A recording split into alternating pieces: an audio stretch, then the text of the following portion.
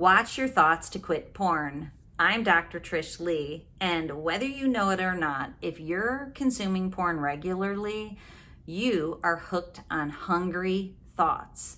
Porn breeds hungry thoughts, and what I mean by that, it's thoughts and touch that are rough, usually. They are constant pleasure seeking.